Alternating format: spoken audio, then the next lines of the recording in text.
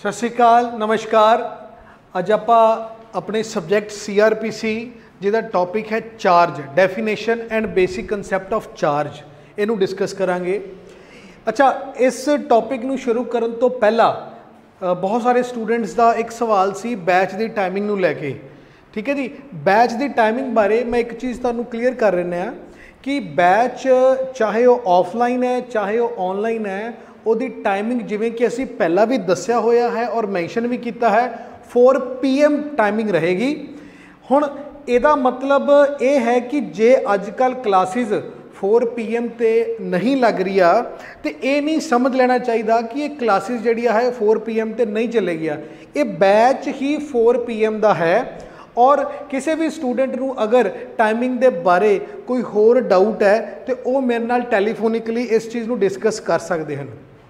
ठीक है जी, साढ़े ऑफलाइन बैचिज जोड़े है फिजिकल क्लासिस वो भी बड़ी जल्दी शुरू होने जा रही हैं और वो ही 4 PM का समा जोड़ा है वो निर्धारित किया गया, फिक्स किया गया है। हुण दूजी चीज़, क्योंकि मैं पहला भी इस चीज़ के बारे दस चुका हाँ, फिर मैं रिमाइंडर दे देना हाँ कि ये 4 बजे का जो टाइम है इनू डेलीबरेटली इसलिए फिक्स किया गया क्योंकि ये बैच खास तौर पे, देखो वैसे तो कोई भी इस बैच नू अवेल कर सकता है, लेकिन खास तौर पे ये बैच उन्हां दे लई है जिहड़े कि प्रैक्टिसाइजिंग एडवोकेट हैं, जिहड़े कि स्टूडेंट्स हैं, जिहड़े कि वर्किंग प्रोफैशनल्स हैं और बहुत सारे इदां दी फीमेल्स हैं जिन्हां ने लॉ तक कंप्लीट कर ली है but due to some personal reasons, due to some responsibility issues वो किसी प्रोफैशन को ज्वाइन नहीं कर सके पर वो फिर भी इस पेपर की तैयारी करना चाहते हैं।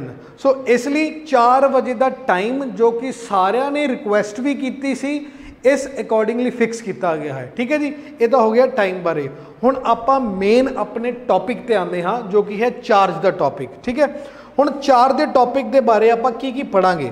पहला आपां पढ़ांगे कि चार्ज का जो डेफिनेशन है उसका टैक्नीकल मीनिंग की है, framing of charges, the principle of natural justice दे नाल की संबंध है। क्रिमिनल जस्टिस सिस्टम दे विच 3 तरह के चार्ज होंदे हन, पूरे के पूरे सिस्टम वो किहड़े-किहड़े चार्ज होंदे हन। फिर पुलिस की जिहड़ी चार्जशीट है और जिहड़ी कोर्ट चार्ज फ्रेम करती है, इन्हां दोनों का डिफरेंट कंसैप्ट की है। डिस्चार्ज या फ्रेमिंग ऑफ चार्जिज की जिहड़ी स्टेज है ये किवें कॉन्ट्राडिक्टरी स्टेज है और कोर्ट किवें इस नतीजे ते आंदी है, किवें ये डिसाइड करेगी कि किसी एक्यूज़ नू डिस्चार्ज किया जाए या उहदे खिलाफ चार्जिज नू फ्रेम किया जाए। Framing of charge the stage ते कि एक्यूज़ दी प्रेजेंस जरूरी है या वो भी थ्रू प्लीडर हो सकती है।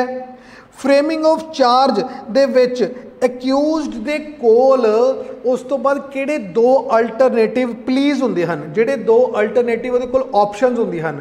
इहदे नाल ही होर बहुत सारे टैक्नीकल और लीगल इशूज़ नूं आपां डिस्कस करांगे इस सैशन दे विच।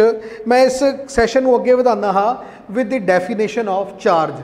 चार्ज मतलब आरोप। ठीक है जी, चार्ज मतलब आरोप। हुण डेफिनेशन ते आपां आंदे हाँ, चार्ज का मतलब की है। पहला था देखो चार्ज ना डिफाइन किया गया है CRPC दे 2B दे विच। एक चीज़ याद रखना 2B as it is question आपां नूं डेफिनेशन ते भी आ जाता है, तो 2B दे विच चार्ज डिफाइन किया गया है। चार्ज की जिहड़ी डेफिनेशन है ये असल दे विच पहला तो ये समझिए कि ये एक टैक्नीकल डेफिनेशन है। ठीक है, दूसरा ये एक इनक्लूसिव डेफिनेशन है, टैक्नीकल एंड इनक्लूसिव डेफिनेशन है। जे आप पढ़िए इस डेफिनेशन नूं इह दस्सिया गया charge includes any head of charge when charge contains more than 1 head blank. ठीक है, ब्लैंक का मतलब कि इस चीज़ नूं पढ़ के सानू बेयर आइडिया भी नहीं लग पाता कि चार्ज का असल दे विच मतलब की है। हुण चार्ज असल दे विच पहला आप जनरल मतलब समझ लेने हाँ, फिर मैं तुहानूं उहदे जो टैक्नीकल आस्पैक्ट है फिर आप उहनूं डिस्कस करते हाँ। चार्ज नूं इस डेफिनेशन तो फिलहाल नहीं समझना। चार्ज नूं समझण लई अपने कोल सुप्रीम कोर्ट का एक केस और एक प्रीवी कौंसिल का केस है। इहदे विच कोर्ट ने चार्ज नूं डिफाइन किया सी। Ishwar Singh case versus state of Andhra Pradesh Riley versus emperor. इहदे च कोर्ट ने दस्सिया सी कि चार्ज एक स्पैसीफिक एक्यूजेशन है, ठीक है जी, अगेंस्ट द एक्यूज्ड। आपां नूं एज इट इज़ पेपर दे विच केस लॉ ते भी क्वेश्चन आ सकता है, so keep this in mind. हुण जनरल मतलब चार्ज का की है, चार्ज असल दे विच एक एक्यूजेशन है जो कि किसी परसन के अगेंस्ट फ्रेम की गई है for an offence, for an offence. This is very important. हुण it is a basically it is an accusation. Accusation जिहड़ी है ना, एक फॉर्मल एक्यूजेशन है। जे आपां नूं पुछया जाए चार्ज फॉर्मल एक्यूजेशन है या इनफॉर्मल एक्यूजेशन है, charge is a formal accusation. हुण इहनूं फॉर्मल एक्यूजेशन क्यों मन्निया जाता है? क्योंकि शेड्यूल 2 दे विच जिहड़े कि फॉर्म्स दसिया होया है, उहदे which form number 32 they which, form number 32 दे विच इहदा एक फॉर्मेट दिता होया है, इहदा फॉर्मेट दिता है एज इट इज़। पेपर दे विच इहदा फॉर्म नंबर भी पूछा जा सकता है। सो इसलिए एक क्योंकि एज इट इज़ इस फॉर्मल फॉर्मेट दे विच ही चार्ज होएगा, इसलिए इनू फॉर्मल एक्यूजेशन भी किया जाता है। ठीक है जी, इतों तक क्लीयर है। हुण चार्ज जिहड़ा है वो हमेशा इन रिस्पैक्ट ऑफ एन ऑफेंस होएगा। वो ऑफेंस कोई भी हो सकता है, वो ऑफेंस IPC का ऑफेंस भी हो सकता है, वो ऑफेंस किसी स्पैशल लॉ का ऑफेंस भी हो सकता है, वो किसी लोकल लॉ दे अंडर ऑफेंस भी हो सकता है। कहने का मतलब जिथे भी सबसटेंटिव लॉ जो कि आपां पिछले लेक्चर दे विच डिस्कस कर चुके हाँ, जिथे भी सबसटेंटिव लॉ है उहदे विच जिथे भी ऑफेंस डिफाइन किया गया है वो दे रिगार्डिंग चार्ज हो सकता है। हुण चार्ज जिहड़ा कि ऑफेंस के बारे ही हो सकता है, ओनली ऑफेंस के बारे। सो कई बार पेपर दे विच क्वेश्चन आता है चार्ज के बारे। हुण उहदे च क्लैरिटी आपां नूं ये मिलती है कि सपोज करो अगर पूछा जाए कि कोई हसबैंड जिहड़ा है वो अपनी वाइफ नूं मेंटेनेंस नहीं दे रहा, ठीक है जी, now he is guilty of omission. Omission की है कि वो अपनी इस लीगल ड्यूटी नूं पूरा नहीं कर पा रहा, जो कि CRPC सैक्शन 125 दे विच उहदी ड्यूटी है कि इहदे बारे चार्ज फ्रेम किया जा सकता है। द आंसर इज़ नो, इहदे बारे चार्ज नहीं फ्रेम किया जा सकता, because this is not an offence, this is not a substantive offence. फिर सैक्शन 107 CRPC, ठीक है जी, सैक्शन 107 CRPC दे विच जिहड़े कि सिक्योरिटी प्रोसीडिंग्स के बारे है, ठीक है जी, कि उहदे लई चार्ज फ्रेम किया जा सकता है। The answer is no. फिर सैक्शन 133 CRPC जो कि पब्लिक न्यूसेंस के बारे है कि अगर कोई पर्सन पब्लिक न्यूसेंस क्रिएट कर रहा है तो सैक्शन 133 के अंडर अगर प्रोसीडिंग्स चल रही है तो कि सैक्शन 133 के अंडर चार्ज फ्रेम किया जा सकता है? The answer is no. So आपां नूं इन्हां एग्जाम्पल्स तो ये चीज़ क्लीयर हो जाती है कि charge is always in respect of an offence, whether that offence is under IPC special law और local law, किसी भी लॉ के अंडर वो offence हो सकता है। आई होप इन्ना क्लीयर हो चुका है। फिर उस तो बाद जिहड़ा चार्ज है उहदे नाल डील करदा जिहड़े रेलिवेंट प्रोविजन है चैप्टर 17 दे विच सैक्शन 211 तो 224 और इहदे विच भी बेसिकली इहदे विच की है रूल्स है, rules of framing of charges. इहदे विच टैक्नीकली जे समझिए तो इहदे विच सिर्फ 2 to 3 तक रूल्स हैं, बाकी जिहड़े है 2 to 4 है that is not a rule for the framing of charge. इस रूल्स दे विच जिवें कि चार्ज दे विच कंटेंट्स की होणगे, उहदे पर्टिकुलर्स की होणगे। रूल्स ये है कि ज्वाइंडर ऑफ चार्जिज या ज्वाइंडर ऑफ ऑफेंसिज या ज्वाइंडर ऑफ ऑफेंडर्स जिहड़े है उहदा की रूल है, नॉन ज्वाइंडर की चीज़ है। ये सारे रूल्स नू फॉलो करते हुए चार्जिज नू फ्रेम किया जाता है बाय द कोर्ट। ठीक है, इत्थे तक क्लीयर हो गया। सो फॉर्म नंबर आप डिस्कस कर ही चुके हैं। फॉर्म नंबर 32 दे विच चार्ज दा फॉर्मेट है। हुण वापस आप आने कि इहदा टैक्नीकल मतलब की है। जो आप ये वर्ड यूज़ करते एनी हैड ऑफ चार्ज, हुण इस चीज़ को समझो, देखो ये दो एस्पैक्ट है। पहला एस्पैक्ट ये है कि आपां कई बार ना ऑफेंस और उहदे एग्रावेटेड ऑफेंसिस, इहदा आपां नूं पता है जिन्हों आपां माइनर ऑफेंस या मेजर ऑफेंस दे कंसैप्ट नाल भी समझते हैं, माइनर और मेजर ऑफेंस, ठीक है जी।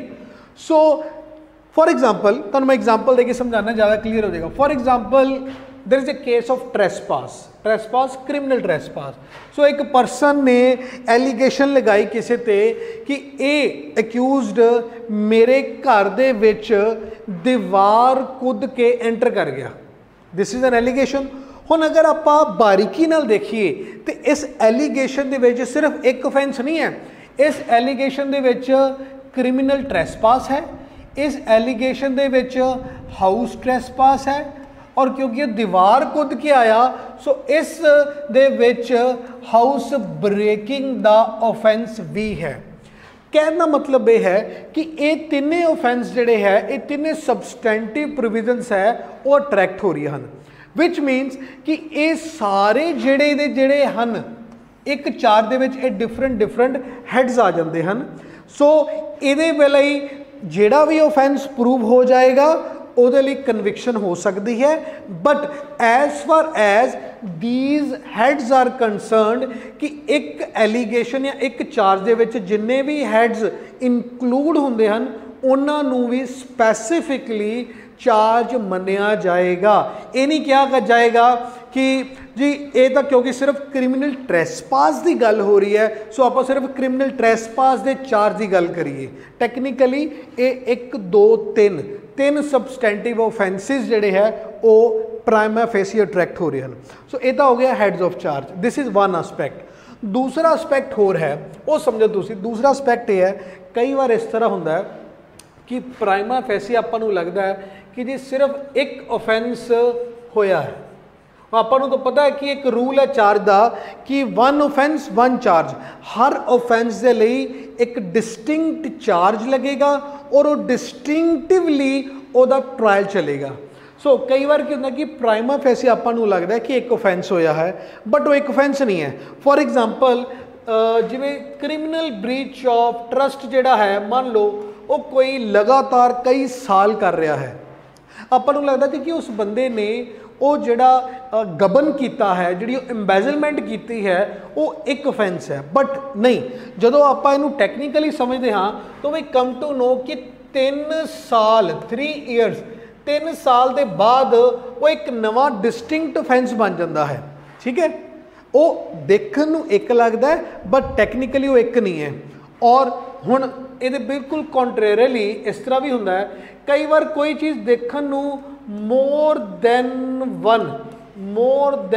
वन ऑफेंस लगती है बट वो मोर देन वन नहीं, वो सिर्फ एक ही ऑफेंस होता है। फॉर एग्जाम्पल कि बीटिंग किसी ते एलीगेशन है कि ये किसी नूं ए नूं बी ने कुटिया, ठीक है जी, ए नूं बी ने कुटिया लत्ता मार मार के by way of beating, right. So उन्होंने जिहड़ा एक्यूज्ड है उन्हें कई बार किक्स कीतिया, मल्टीपल किक्स है। हुण एक किक जिहड़ी है वो एक डिस्टिंक्ट ऑफेंस भी है। हुण की ये जिहड़े मल्टीपल किक्स है वो डिस्टिंक्ट ऑफेंस हो जाणगिया। सो इत्थे भी जो टैक्नीकली आपां समझिए कि देखण नूं आपां नूं एक लग रहा है बट वो एक तो ज़्यादा हो सकता है, या देखण नूं आपां नूं ज़्यादा लग रहा है but ultimately that constitute only one single distinct offence. इसलिए इस टैक्नीकल डेफिनेशन नूं हैड्स के अकॉर्डिंगली भी समझना जरूरी है। आम तौर पर सानूं दस्सिया जाता कि जी ये ना बड़ी एम्बीगुअस डेफिनेशन है, ये बड़ी टैक्नीकल है, इनू छड्डो तुसीं इनू फड़ो। ठीक है, पहला आपां नूं जनरल डेफिनेशन तो समझनी पएगी, लेकिन जे बेयर प्रोविजन दे विच ये वर्डिंग यूज़ की है तो यदा कोई तो खास मकसद होएगा ना, कोई तो ये पीछे टैक्नीकल रीजन होएगा। सो जिन्नी देर तक आपां नूं टैक्नीकल रीजन नहीं समझ आएगा उन्नी देर तक चार्ज का कंसैप्ट अपने लिए इनकंप्लीट ही रहेगा। बट हाँ हुण ये इनकंप्लीट है। ठीक है जी, चलो फिर आपां नैक्सट करते हैं। आई होप कि तुहानूं इस टैक्नीकल चीज़ बारे पता लग गया होएगा। हुण नैक्सट चार्ज का पहला आप लीगल सिग्निफिकेंस समझते हैं। चार्ज का लीगल सिग्निफिकेंस की है? देखो, charge basically principal of natural justice नू कंप्लाई करन दे लई फ्रेम किया जाता है। हुण वो किवें? प्रिंसीपल ऑफ नैचुरल जस्टिस जिहड़ा है वो की कहता है? प्रिंसीपल ऑफ नैचुरल जस्टिस कहता है कि no person shall be condemned या no person shall be punished, no person shall be proceeded against unheard. ये प्रिंसीपल ऑफ नैचुरल जस्टिस का एक इंपॉर्टेंट आस्पैक्ट है कि जी किसी भी परसन नू बिना सुने, बिना उन्होंने अपॉर्चुनिटी दिते उन्होंने पनिश नहीं किया जाएगा। उस अकॉर्डिंगली क्योंकि जो चार्ज फ्रेम होंदा है, आपां मानते हैं कि हुण कोर्ट जिहड़ी है वो उस परसन के अगेंस्ट कोई कार्रवाई कर रही है, उहदे अगेंस्ट कुछ एडवर्स हो रहा है। इसलिए क्योंकि किसी परसन ते ट्रायल चल रहा है, किसी परसन ते मुकदमा चलेगा, पर हुण उस परसन नूं पता तो होए कि मेरे खिलाफ एलीगेशन की है, मेरे खिलाफ किहड़े किहड़े सबूत आणगे। विच मीनस अगर किसी एक्यूज नूं पता होएगा उदों ही वो अपने आप नूं डिफेंड कर पाएगा, उदों he will be given an effective opportunity of being heard. So for that matter कि प्रिंसीपल ऑफ नैचुरल जस्टिस नूं कंप्लाई किया जाए, इसलिए चार्जिज फ्रेम करने जरूरी हैं। हुण चार्जिज फ्रेम करने जरूरी है, इहदा एक तो परपस हो गया कि आपां प्रिंसीपल ऑफ नैचुरल जस्टिस नूं कंप्लाई करना है, ठीक है जी। दूसरा इहदा की परपस है कि क्योंकि चार्जिज फ्रेम करन तो बाद दे विच बहुत ज़्यादा क्लैरिटी हो जाती है। क्लैरिटी का मतलब कि हुण कोर्ट नूं पता चल जाता है कि इन्हां ऑफेंसिस दे लई ही जिहड़ा ट्रायल है वो चलेगा। विच मीनस कि हुण प्रोसीक्यूशन नूं भी क्लैरिटी है और डिफेंस नूं भी क्लैरिटी है। प्रोसीक्यूशन नूं ये क्लैरिटी है कि हुण जिहड़े एविडेंसिस आउणगे वो इन्हां ऑफेंसिस नूं प्रूव करन दे लई आउणगे, और डिफेंस नूं एक्यूज नूं ये क्लैरिटी है कि जे मैं सफाई देनी है तो मेरा जिहड़ा स्कोप है वो सिर्फ और सिर्फ जिहड़े चार्ज फ्रेम किए गए हैं वो तक ही उस दायरे दे अंदर ही आंदा है।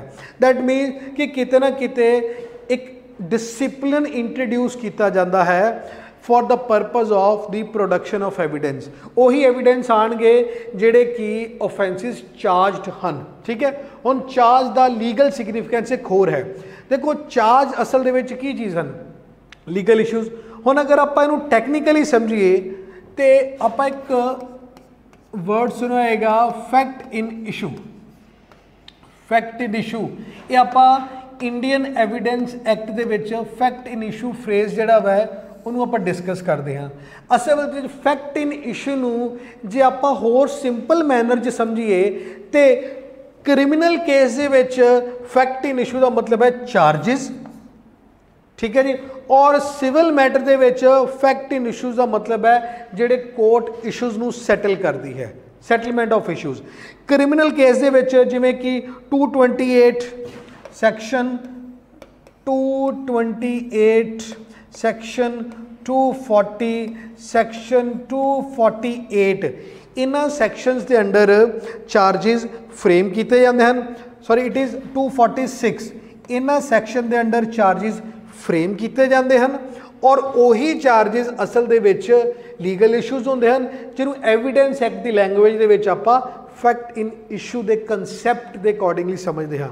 और अगर सिविल मैटर च देखिए तो ऑर्डर 14 दे विच जिहड़े इशू सैटल हुंदे हन उन्हां दे ही बेसिस ते अगे केस प्रोसीड करता है।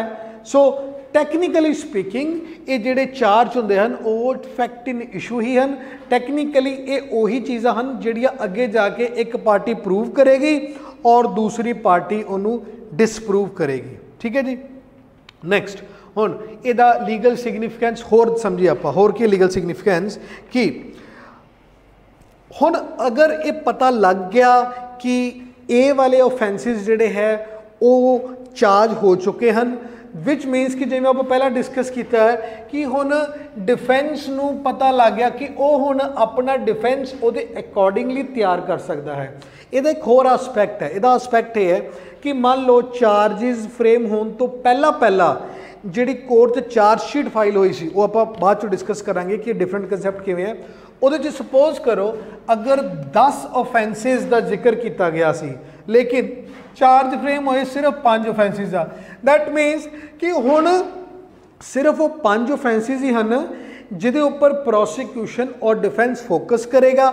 ये वो 5 ऑफेंसिस ही हैं जिहदे लई एविडेंसिस नूं प्रोड्यूस किया जाएगा in order to prove it और in order to disprove these offences जिहदे लई चार्ज फ्रेम होया है। सो लीगल सिग्निफिकेंस एक तो डिफेंस अकॉर्डिंगली करन दा प्रिपेयर करन दे लई है, और दूसरा अगर कोई लीगल रैमेडी बनती है सो उन्होंने अवेल करने के लिए। देखो जो चार्जिस फ्रेम होंदे हैं तो एक्यूज दे कोल बहुत सारे लीगल रैमेडीज होंदियां हैं कि वो जो चार्ज फ्रेम होया फ्रेमिंग ऑफ चार्जिस नू एज इट इज़ कोर्ट दे विच चैलेंज कर सकता है उस ऑर्डर नू, या वो पर्टिकुलर किसी भी ऑफेंस दे रिगार्डिंग भी अपनी ग्रीवेंस रख सकता है, या वो कुछ टैक्नीकल इशूज़ नू लैके भी कोर्ट दे विच अपनी कंटेंशन जिहड़ी है वो रख सकता है। बट उदों ही रखेगा जदों चार्जिस दे बारे क्लैरिटी होएगी। सो फ्रेमिंग ऑफ चार्जिस का एक लीगल सिग्निफिकेंस ये भी है कि हुण पता लग जाएगा कि आ ऑफेंसिस दे चार्जिस जिहड़े है वो फ्रेम हो रहे हैं। सो इसलिए इन्हां दे लई जो भी लीगल रैमेडी बनती है उस रैमेडी नूं अवेल किया जा सके। ठीक है, हुण उस तो बाद जिहड़ी चार्जिस दी स्टेज है उन्होंने आपां डिस्चार्ज दी स्टेज दे नाल समझदे हां। इहदा मतलब मैं की समझाने की कोशिश कर रहा हाँ कि या तो एक्यूज डिस्चार्ज होएगा या एक्यूज के खिलाफ चार्जिस फ्रेम होंगे, दोनों चीज़ां नहीं हो सकदियां। विच मीनस कि अगर तो वो डिस्चार्ज हो गया the matter is put to an end, लेकिन अगर डिस्चार्ज का स्कोप नहीं है फिर कोर्ट चार्जिस फ्रेम करेगी। विच मीनस कि दोनों ही किते ना किते कॉन्ट्राडिक्टरी स्टेजिस हैं, और क्योंकि ये कॉन्ट्राडिक्टरी स्टेजिस हैं इसलिए या एक चीज़ होएगी या डिस्चार्ज होएगा या चार्जिस फ्रेम होणगे। इहदा बेसिस की हो वो आपां अगे डिस्कस करांगे। ठीक है जी, बट इस चीज़ को ध्यान च रखना कि either the person can be subjected to discharge और चार्ज। ठीक है जी, इसलिए मान लो अगर आपां नूं पुछा जाए कि फ्रेमिंग ऑफ चार्जिस तो बाद दे विच डिस्चार्ज हो सकता है, सो ये हो ही नहीं सकता because this question shall not arise technically. ठीक है, फिर ਇਹਦਾ एक डॉक्ट्राइन ऑफ डबल जियोपार्डी के नाल भी रिलेशनशिप है। डॉक्ट्राइन ऑफ डबल जियोपार्डी जो कि सैक्शन 300 CRPC ਦੇ ਵਿੱਚ ਦਿੱਤੀ गई है। डॉक्ट्राइन ऑफ डबल जियोपार्डी ये कहती है कि अगर एक बार किसी परसन नू सज़ा मिल गई, एक बार किसी परसन का ट्रायल हो गया तो बार बार सेम ऑफेंस के लिए या सेम सैट ऑफ फैक्ट्स के लिए उहदा फिर तो ट्रायल नहीं हो सकता। हुण एक चीज़ समझने की लोड़ है कि डॉक्ट्राइन ऑफ डबल जियोपार्डी की डिस्चार्ज के केस दे विच अप्लाई होएगा या डिस्चार्ज के केस दे विच अप्लाई नहीं होएगा। सो एक चीज़ समझनी आपां कि डॉक्ट्राइन ऑफ डबल जियोपार्डी ये कहती है कि चार्जिस फ्रेम होने तो बाद दे विच अप्लाई होएगा। क्यों? बिकॉज फ्रेमिंग ऑफ चार्जिस तो बाद दे विच ही ट्रायल की स्टेज आती है, और डबल जियोपार्डी भी कहता है कि ट्रायल होना ज़रूरी है। ट्रायल जिहड़ा है वो एक कंडीशन प्रेसिडेंट है, विच मीनस कि अगर एक्यूज्ड डिस्चार्ज हो रहा है तो डॉक्ट्राइन ऑफ डबल जियोपार्डी की प्रोटेक्शन अवेलेबल नहीं है because this is a pre trial stage, this is a pre trial stage. लेकिन अगर एक्यूज के खिलाफ चार्जिस फ्रेम हो रहे हैं विच मीनस उस तो बाद उसके खिलाफ ट्रायल स्टार्ट होएगा, only then the doctrine of double jeopardy shall apply and that protection shall be available. इसलिए चार्जिस फ्रेम होना या ना होना डॉक्ट्राइन ऑफ डबल जियोपार्डी के लिए बहुत इंपॉर्टेंट है। राइट, फिर हुण एक चीज़ समझिए कि आपां नूं ये पता कि चार्जिज कोर्ट फ्रेम करती है, ठीक है, लेकिन किहड़ी कोर्ट फ्रेम करती है? जिहड़ी कोर्ट कॉगनीएंस लैंदी है, जिहड़ी कोर्ट कमिट करती है, या ट्रायल कोर्ट करती है, या कोई भी कोर्ट कर सकती है, ये सवाल है। सो याद रखना कि चार्जिज हमेशा किहड़ी कोर्ट वालों फ्रेम हुंदे हन? सिर्फ ट्रायल कोर्ट। जिहड़ी ट्रायल कोर्ट हुंदी है ਉਹਦੇ ਵੱਲੋਂ ही चार्जिज फ्रेम ਹੁੰਦੇ ਹਨ। फॉर एग्जाम्पल अगर मर्डर केस है तो ਉਹਦੇ खिलाफ कॉगनिजेंस का कोर्ट ऑफ मैजिस्ट्रेट भी ले सकता है, लेकिन चार्जिज सिर्फ और सिर्फ court of session he frame कर सकती है। सो ये पॉइंट क्लियर हो गया कि चार्जिज ट्रायल कोर्ट फ्रेम करती है, मतलब जो कोर्ट का प्रिजाइडिंग ऑफिसर है वो चार्जिज फ्रेम करता है कि under under penal provision. This is very important aspect. Penal provision के अंडर ही चार्ज फ्रेम किए जाते हैं। फॉर एन इंस्टांस अगर आप एक एग्जाम्पल समझिए कि अगर किसी ते मर्डर का एलीगेशन है, सैक्शन 300 दे विच मर्डर डिफाइंड है, सैक्शन 302 दे विच इहदी पनिशमेंट है। नाउ द क्वेश्चन इज कि किहड़े सैक्शन दे अंडर, किहड़ी प्रोविजन दे अंडर चार्ज फ्रेम किया जाएगा, 300 और 302 और both? The answer is 302 because 302 is a penal provision. Penal provision का मतलब इहदा दी प्रोविजन जिहड़ी कि पनिशमेंट प्रिस्क्राइब करती है। सो जिहड़ी भी प्रोविजन पनिशमेंट प्रिस्क्राइब करे, ना कि जिहड़ी सिर्फ डेफिनेशन दे नाल डील करे, ओदे ही डेफिनेशन वाली ना चार्ज नहीं और पनिशमेंट वाली प्रोविजन दे अंडर ही चार्ज फ्रेम किया जा सकता है। हाँ, ये हो सकता है कि सेम प्रोविजन दे अंडर डेफिनेशन है और सेम प्रोविजन दे अंडर ही पनिशमेंट दी गई है, फिर इन दैट केस तो सेम प्रोविजन ही रहेगी। बट जे आपां पूछा जाए कि वो पीनल प्रोविजन दे अंडर चार्ज फ्रेम होएगा या डिफाइनिंग प्रोविजन दे अंडर होएगा, the answer is penal provision दे अंडर ही चार्ज फ्रेम हो सकता है। राइट, इतों तक क्लीयर है। फिर नैक्सट चलते आपां हुण there is no nexus between charge sheet by the police और फ्रेमिंग ऑफ चार्जिज। आप इस कंसैप्ट को पहला समझिए। देखो जिवें मैं पहला भी दसिया सी, चार्ज आरोप है ना, चार्जिज बेसिकली एक क्रिमिनल जस्टिस सिस्टम दे विच 3 बार आते हैं। 3 बार किवें आते हैं? पहला तो जिहड़ा विक्टम है या एग्रीव्ड है वो एक एलीगेशन लगाता है कि मेरे खिलाफ ये ऑफेंस होया है। वो एलीगेशन कितने लगाएगा? वो पुलिस अगे एलीगेशन लगाएगा, ठीक है, और वो बेसिस पे FIR लॉन्च हो जाएगी। पहला एलीगेशन, ठीक है जी, पहला आरोप। दूसरा फिर पुलिस की करेगी? पुलिस इन्वेस्टिगेशन करेगी, अपनी चार्जशीट प्रिपेयर करेगी और चार्जशीट के बेसिस पे अपनी ओपीनियन देगी कि केड़ा ऑफेंस होया है, केड़ा नहीं होया है, ठीक है। सो दूसरा है पुलिस वालों भी चार्ज लगाया जाता है in the form of charge sheet. और तीसरा है कोर्ट। हुण क्योंकि केस कोर्ट दे विच पहुंच गया है और कोर्ट भी जो भी कोर्ट अगे एविडेंसिस अवेलेबल हैं उनके बेसिस ते चार्ज नू फ्रेम कर देगी। सो फ्रेमिंग ऑफ चार्जिज।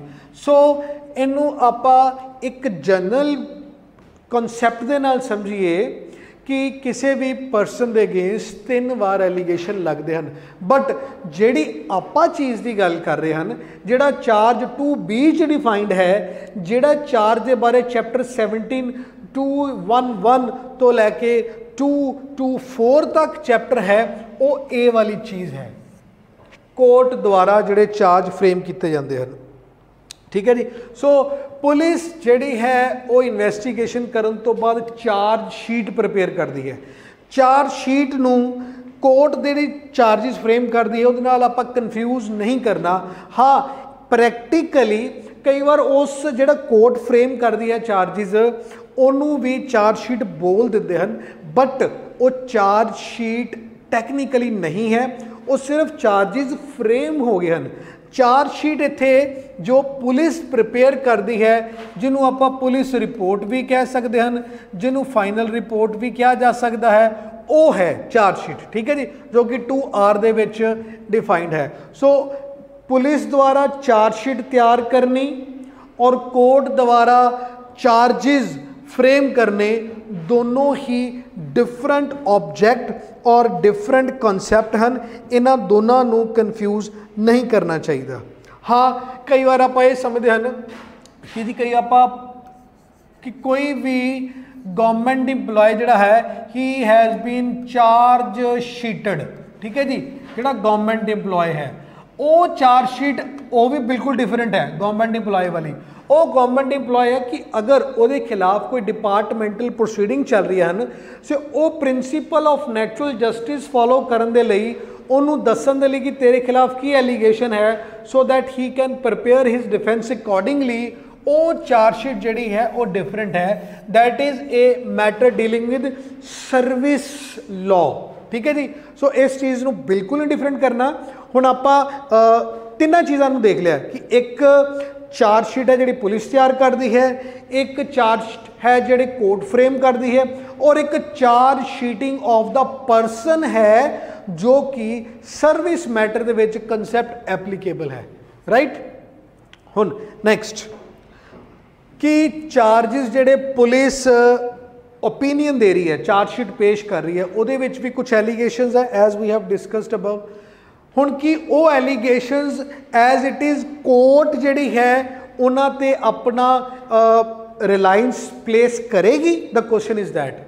हुण एक चीज़ याद रखना, पुलिस अपनी इन्वेस्टिगेशन दे बेसिस ते ओपीनियन देने दे लई बिल्कुल इंडिपेंडेंट है, ये उन्हां दा प्रेरोगेटिव है।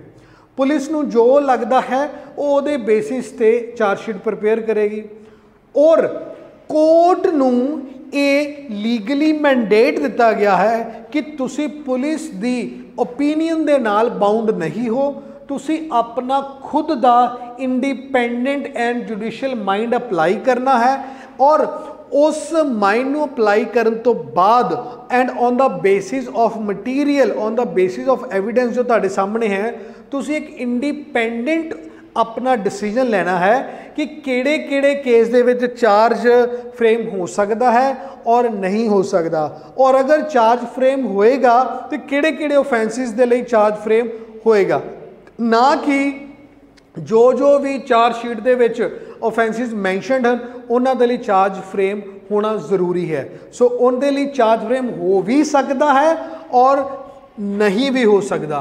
सो मे और may not be the same, ये चीज़ याद रखना।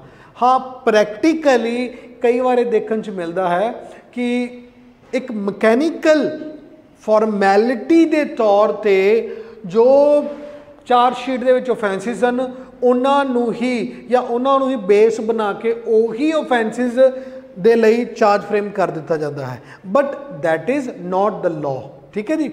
हुण क्योंकि कोर्ट जिहड़ी है वो बाउंड नहीं है, इसलिए कोर्ट ने अपना इंडिपेंडेंट माइंड जरूर अप्लाई करना है। नैक्सट आप देखते हैं कि रैलेवेंट प्रोविजनस किहड़ियां हन जिहड़ियां कि डिस्चार्ज और फ्रेमिंग ऑफ चार्जिस दे नाल डील करदियां हन।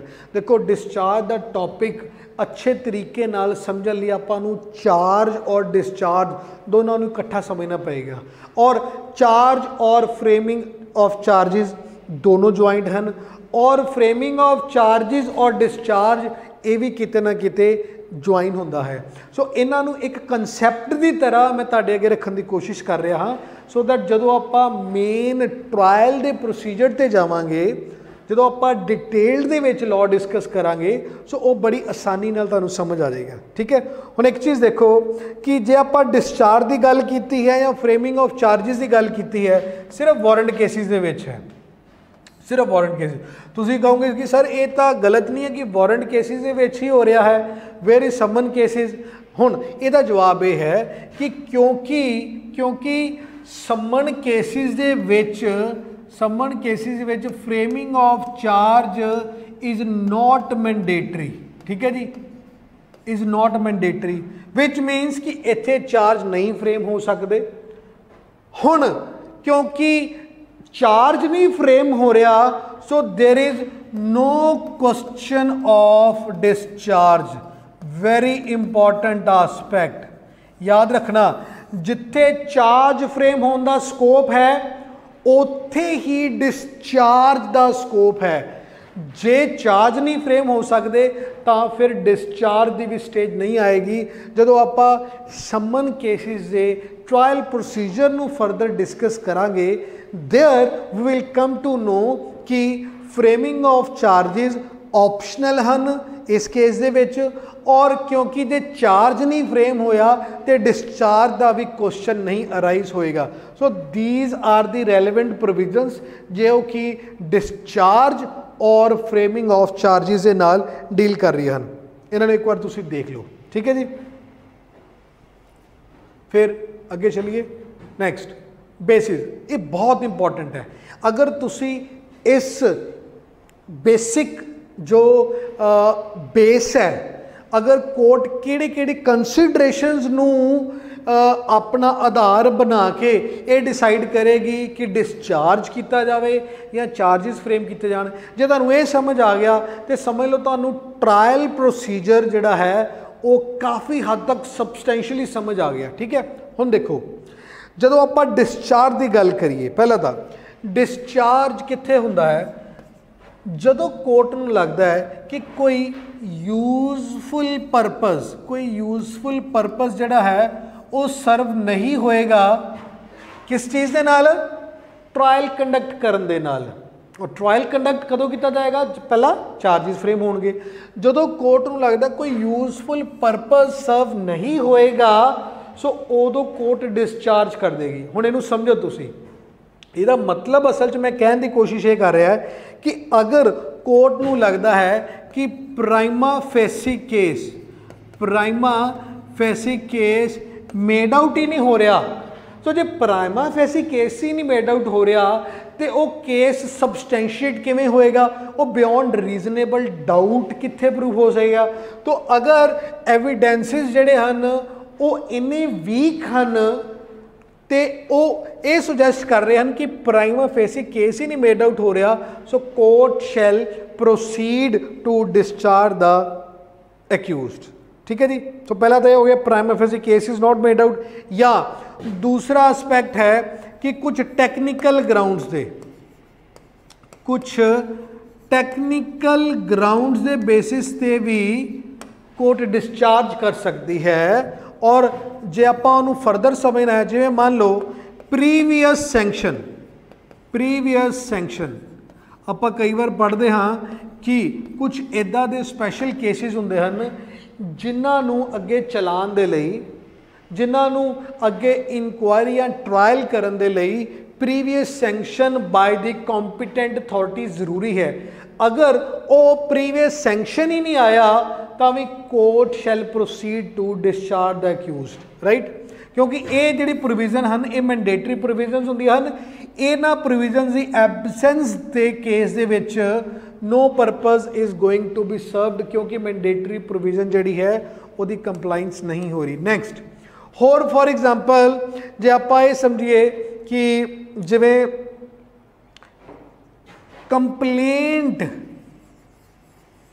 Complaint bye incompetent person,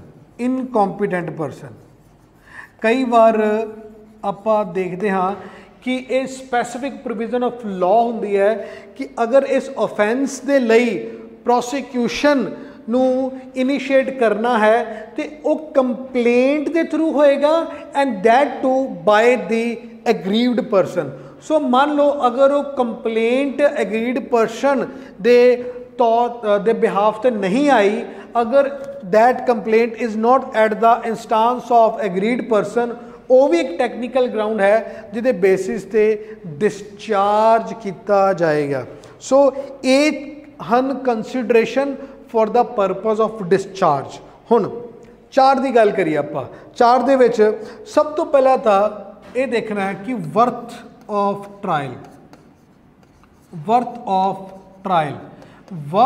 trial का मतलब की है कि जो भी हुण तक कोर्ट अगे रिकॉर्ड आया है, जो भी मटीरियल प्लेस किया गया है बाय द प्रोसिक्यूशन, जो भी एविडेंसिस प्रोड्यूस किया गया है बाय द प्रोसिक्यूशन, उतों एक चीज़ तो पता लगती है कि ट्राइबल केस जिहड़ा है वो एग्जिस्ट करता है, ट्राइबल केस एग्जिस्ट करता है। हुण वो ट्राइबल केस एग्जिस्ट करता है, वो किते पता चलता है, वो इत्थों पता चलता है आपां नूं कि अगर ये लगे कि जो भी एविडेंसिस प्रोड्यूस किया है अगर उन्होंने आपां ट्रू मान लेने हैं, अगर हुण एविडेंस को सिर्फ मान लेने हाँ, प्रज्यूम कर लेने हाँ कि सारा एविडेंस जो आया है वो सच्चा है, कि ਉਹਦੇ बेसिस ते ये मन्निया जा सकता है that accused had committed an offence. If the answer is affirmative, अगर लगता है कि हाँ जे इस एविडेंस नू सही मान के चलीए तो ये प्रजम्पशन जिहड़ी है वो बनती है, फिर ਇਹਦਾ मतलब ये है कि ट्राइबल केस एग्जिस्ट करता है। हाँ वो जरूरी नहीं है कि वो प्रजम्पशन जिहड़ी है वो सच्ची प्रूव होएगी, क्योंकि उस तो बाद दे विच तां ही बेसिकली क्रॉस एग्जामिनेशन आएगी, आर्गूमेंट्स आएगा जिथों डिफेंस ये प्रूव करेगा कि एविडेंसिस जिहड़े हन या जिहड़े विटनेसिस हन वो जैनुअन नहीं हन, वो वर्थ ऑफ रिलायंस नहीं हन, उन्हां ते विश्वास नहीं किया जा सकता। So that is a matter of trial जो बाद दे विच पता चलेगा। बट एज फार एज कि कोर्ट ये डिसाइड कर पावे कि चार्ज फ्रेम करने बनते हैं या नहीं बनते हैं, आ जिहड़ियां कंसीडरेशंस हैं ये रोल प्ले कर दिया हैं for the purpose of this decision. ठीक है जी। नैक्सट चार्ज की जिहड़ी स्टेज है उसका एक होर सिग्निफिकेंस ये है कि वो सैपरेट करती है इनकुआरी और ट्रायल। देखो जो आप क्रिमिनल जस्टिस सिस्टम की स्टेजिस की गल करते हाँ, सो सपोजिटली क्राइम हो गया, क्राइम इत्थे हो गया, क्राइम होने तो बाद की होएगा इन्वेस्टिगेशन, इन्वेस्टिगेशन तो बाद इनकुआरी, इनकुआरी तो बाद ट्रायल, ट्रायल। हुण this is the framing of charges, this is the stage of framing of charges.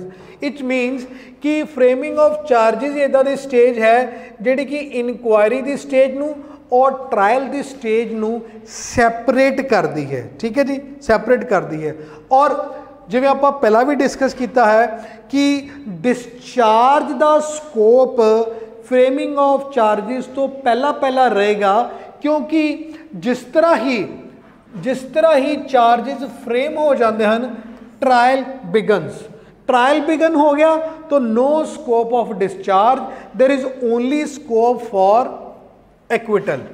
ठीक है। सो इत्थों अपन क्लीयर हो गया कि बिफोर फ्रेमिंग ऑफ चार्ज ही स्कोप ऑफ डिस्चार्ज है, लेकिन अगर चार्ज फ्रेम हो गए तो there is only scope of acquittal. Right. Next कि एक्यूज्ड द उस कोर्ट दे विच उस स्टेज ते प्रेजेंट होना जरूरी है जो चार्जिस फ्रेम होंदे हन, या कि प्लीडर के थ्रू भी हो सकता है। इस चीज़ के बारे याद रखना कि एक्यूज दा उस जगह ते मौजूद होना मैंडेटरी है, प्रेजेंस जिहड़ी है वो मैंडेटरी है। ठीक है जी, मैं जनरल रूल दस रहा वा, प्रेजेंस इज मैंडेटरी। क्यों प्रेजेंस इसलिए मैंडेटरी है? बिकॉज चार्जिस दा पर्पज़ की है नोटिस सर्व करना। नोटिस सर्व करने का मतलब है कि प्रिंसीपल ऑफ नैचुरल जस्टिस नू कंप्लाई करना, सो दैट एक्यूज्ड अपना डिफेंस जिहड़ा है वो अकॉर्डिंगली प्रिपेयर कर पावे, ताकि उन्होंने पता लगे कि मेरे खिलाफ जो भी एलीगेशंस है मैं उन्होंने किवें रिबट करना है। सो क्योंकि नोटिस आएगा और ना सिर्फ ओदी प्रेजेंस ज़रूरी है बल्कि उन्होंने एक्सप्लेन करना भी ज़रूरी है। एक्सप्लेन करना भी इसलिए ज़रूरी है क्योंकि जिन्नी देर तक उन्होंने समझ ही नहीं आएगा कि मेरे खिलाफ जिहड़े चार्जिस हैं की हन, उन्नी देर तक वो अपने आप को डिफेंड भी किवें कर पाएगा। सो इसे लई कि उस जगह ते एक्यूज ते जो चार्जिस फ्रेम होंदे हन उहदा रूल यह है कि एक तो चार्जिस लैंगुएज ऑफ कोर्ट दे विच फ्रेम होंदे हन, लेकिन एक्यूज नू अगर उस लैंगुएज के बारे फैमिलैरिटी नहीं है से फिर जिहड़ी भी लैंगुएज एक्यूज नू पता है, एक्यूज की फैमिलैरिटी है उहदे विच, या एक होर ऑप्शन हुंदी है कि ट्रांसलेटर के थ्रू एक्यूज नू दस दिता जाता है। सो इसका मतलब यह है कि उहदा होना बहुत ज़रूरी है। प्लीडर के थ्रू जिहड़े चार्जिस हैं वो फ्रेम नहीं किए जा सकते, सिर्फ कुछ एक्सैप्शनल केसिस हैं जिते प्लीडर के थ्रू ये चीज़ां हो सकदियां, बट अदरवाइज तुसी जो जनरल लॉ है वो समझो कि इहदे विच की है कि रेड ओवर एंड एक्सप्लेनड, अगर किसी ने प्रैक्टिकली कोर्ट दे विच प्रोसीजर नूं देखिया है तो चार्ज फ्रेम होने तो बाद दे विच ये चीज़ लिखी हुंदी है रेड ओवर एंड एक्सप्लेनड कि एक्यूज नूं दस दिता गया है कि उहदे खिलाफ किहड़े किहड़े चार्जिज आए हैं और उन्होंने एक्सप्लेन भी कर दिता गया है और उहदे सबूत के तौर पर उहदे साइन लै ले जाते हैं, वो साइन करता है। साइन का सबूत होंदा है कि हाँ मैं कोर्ट दे विच मौजूद सी, मैनू दस्या गया कि ये चार्जिज हैं और ये अकॉर्डिंगली मैं हुण समझ गया है कि मेरे खिलाफ फलाने फलाने चार्जिज जिहड़े हैं वो फ्रेम हो चुके हैं। So this is the significance of the presence of the accused at the stage of framing of charges. हुण next validity of framing of charges या चार्जिज फ्रेम्ड। देखो जो आप फ्रेमिंग ऑफ चार्जिज की गल करते हाँ विच मीनस कि आप चैप्टर नंबर 17 की गल करते हाँ, आप सैक्शन 211 तो 224 की गल करते हाँ। ये की है ये रूल्स हैं, रूल्स कि rules for framing of charges एक डिफरेंट टॉपिक है, उन्होंने आप उदों करांगे जो टॉपिक में आप डिस्कस करांगे। इट मीनस कि अगर इन्हां रूल्स नूं कंप्लाई नहीं किया गया सो किते ना किते वो वैलिड चार्जिज नहीं होंगे, किते ना किते जिहड़ा फ्रेमिंग ऑफ चार्ज है ये स्टेज जिहड़ी है एक कॉम्प्रोमाइज़ हुई है। This is one aspect. तो एक जिहड़ी फ्रेमिंग ऑफ चार्जिज है ये तो है स्टेज की गल कि उस स्टेज ते जो भी प्रोसीजर फॉलो करना बनता सी जो भी उन्होंने फॉलो नहीं किया गया। This is one aspect. दूसरा एस्पैक्ट है कि चार्जिज जिहड़े फ्रेम किए गए हैं वही गलत हैं।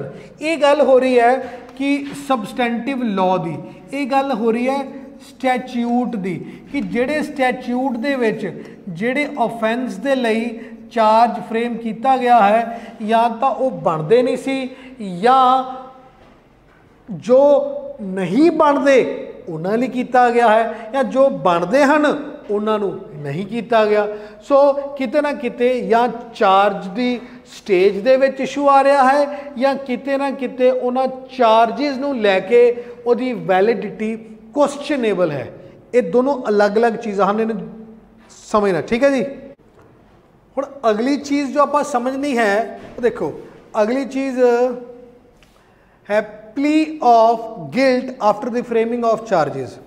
ठीक है जी, जदों चार्ज फ्रेम हुंदा है उस तो बाद एक मैंडेटरी स्टेज है, एक मैंडेटरी लीगल कंडीशन है कि एक्यूज नूं दस्या जाएगा कि तेरे खिलाफ आ वाले चार्जिज फ्रेम होए हैं। हुण कि तू इन्हां चार्जिज नूं लैके गिल्टी प्लीड करदा है या तू इन्हां चार्जिज नूं लैके गिल्टी प्लीड नहीं करदा and prefers to be tried. कहना मतलब यह है कि एक्यूज दे कोल हुण दो ऑप्शंस हुंदियां हन, उहदे कोल दो अल्टरनेटिव प्लीज हैं। पहली प्ली है प्ली ऑफ गिल्ट कि वो कहे कि आ मेरे खिलाफ चार्जिज पेश होए हैं और क्योंकि मेरे खिलाफ एविडेंस भी आया होया है जिन्ना भी आया होया है ਉਹਦੇ आधार ते मैं ये चीज़ मनदा हाँ कि हाँ मैं एक क्राइम किया है, विच मीनस कि वो अपनी प्ली ऑफ गिल्ट नू ऑप्ट कर रहा है। या दूसरी ਉਹਦੇ ਕੋਲ ਇਹ ऑप्शन है कि वो ये कर सकता है कि मैं इन्हां चार्जिज नू डिनाई करदा हाँ, I plead not guilty and I prefer to be tried कि मैं चाहता हाँ कि मेरा ट्रायल चले और बाद विच कोर्ट फैसला ले कि मैं गिल्टी हाँ या मैं इनोसेंट हाँ। ठीक है जी। सो जदों भी चार्जिज फ्रेम होणगे उस तो बाद एक मैंडेटरीली स्टेज आएगी that is to enquire about plea of guilt. इस प्ली ऑफ गिल्ट का परपज़ की है एक अपॉर्चुनिटी देना, एक अपॉर्चुनिटी देना। वो अपॉर्चुनिटी दे विच उहदे कोल दो प्लीज हुंदियां हन, दो प्लीज। पहली है प्ली ऑफ गिल्ट, वो ये मने कि हाँ मैं गिल्टी प्लीड करता हाँ। दूसरी है नॉट प्लीड गिल्टी और वो ट्रायल प्रैफर कर रहा है, नॉट प्लीड गिल्टी और वो ट्रायल प्रैफर कर रहा है। इंपॉर्टेंट गल यह है कि ये दोनों के दोनों जी प्लीज हैं ये अल्टरनेटिव प्ली हैं कि या वो पहली प्ली ले सकता है या वो दूसरी प्ली ले सकता है। ठीक है जी। हाँ, एक चीज़ याद रखने वाली ये गल है कि कोर्ट का इस चीज़ को इनक्वायर करना कि डू यू प्लीड गिल्टी, ठीक है जी, ये मैंडेटरी है, ये मैंडेटरी है, डू यू प्लीड गिल्टी और नॉट। दूसरा, एक्यूज्ड दा गिल्टी प्लीड करना, ठीक है जी, प्ली ऑफ गिल्ट लेना वो मैंडेटरी नहीं है, वो नॉट मैंडेटरी। लेकिन जे वो गिल्टी प्लीड कर लेंदा है तो कि उस प्ली ऑफ गिल्ट के बेसिस ते कोर्ट कैन एक्ट फर्दर कि कोर्ट उहदे ते रिलाई कर सकती सी, वो भी मैंडेटरी नहीं है। सो इनू अगर सिंपल वर्ड्स में समझावा यह है कि कोर्ट ने चार्जिस फ्रेम करन तो बाद दे विच एक्यूज तो इनक्वायर करना है that do you plead guilty और नॉट, पहली ये मैंडेटरी। दूसरा है कि एक्यूज्ड दोनों चो कोई एक अल्टरनेटिव प्ली ले सकता है, ओदा गिल्टी प्लीड करना मैंडेटरी नहीं है। पर तीसरी चीज़, जे ओ प्ली ऑफ गिल्ट ले भी रहा है तो कोर्ट ज़रूरी नहीं है कि उस प्ली ऑफ गिल्ट नू बेस बना के उहदे ते रिलाई करके एक्यूज नू कन्विक्ट करेगी। कोर्ट उस प्ली ऑफ गिल्ट ते रिलाई कर भी सकती है और कोर्ट उस प्ली ऑफ गिल्ट नू इग्नोर करके फर्दर ट्रायल नू भी कंटिन्यू कर सकती है। So this is important aspect as far as plea of guilt is concerned, जो कि एक मैंडेटरी स्टेज है। हुण अगे आपां ये देखांगे कि जो भी आपां चार्जिस फ्रेम करन बारे रूल्स की गल कीती सी, जो कि चैप्टर 17 दे विच है, उन्होंने रूल्स नू लैके कोई ना कोई एरर, कोई ना कोई गलती, किते ना कोई एक्ट और ओमिशन हो सकता है। हुण की चार्जिस दे बारे अगर कोई गलती हो रही है, कोई मिसटेक हो रही है तो वह की प्रभाव पेगा, पहले आप उन्हें देख लेने हैं। देखो, चार्जिस नू लैके एक चीज़ याद रखना कि ये इस्पो फैक्टो अगर कोई चार्जिस डिफेक्ट है, इसका मतलब ये नहीं है कि पूरे का पूरा ट्रायल विशिएट हो गया है या कोई सेंटेंस या कोई ऑर्डर जिहड़ा है वो इनवैलिड हो गया है। सो इन जनरल जो आप समझिए कि चार्जिस दी जिहड़ियां गलतियां है, चार्जिस नू लैके अगर कोई एरर है वो आम तौर पे मटीरियल नहीं हुंदा, आम तौर पे उहदे बेसिस ते प्रोसीडिंग्स नू विशिएटेड या इनवैलिड नहीं मन्निया जाएगा। लेकिन इहदी एक्सैप्शन ये है कि अगर इदा दी कोई गलती, इदा दा कोई एरर हो गया जिहदे बेसिस ते फेलियर ऑफ जस्टिस हो जाता है, जिहदे बेसिस ते एक्यूज्ड मिसलेड हो जाता है, उन्होंने मटीरियल मनिया जाएगा और उहदे बेसिस ते फिर कोर्ट उन्हां प्रोसीडिंग्स नू इनवैलिड बन सकती है। अगर सिंपल तरीके ना समझिए तो देखो, अगर तो ट्रायल कोर्ट की गल करिए कि ट्रायल चल रहा है और उस ट्रायल के दौरान कोई भी इदा दा एरर हो जाता है, सो वो सैक्शन 215 दे नाल गवर्न होएगा जो आप ट्रायल कोर्ट दे विच उस एरर की गल करते हैं। दूसरा है, अगर आप कोर्ट ऑफ अपील की गल करते हैं, कोर्ट ऑफ रिविजन की गल करते हैं या कोर्ट ऑफ कन्फर्मेशन की गल करते हैं तो सैक्शन 464 रेलीवेंट होएगा।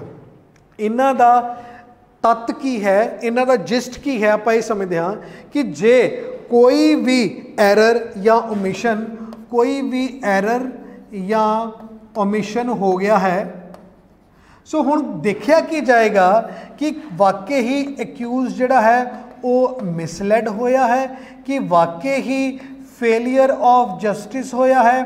अगर तो क्वेश्चन एफर्मेटिव है, इसका आंसर कि हाँ मिसलैड या फेलियर ऑफ जस्टिस होया है, फिर तो ये सारिया प्रोसीडिंग्स नू आपां मान लांगे कि ये विशिएटेड हैं, ये इनवैलिड हैं।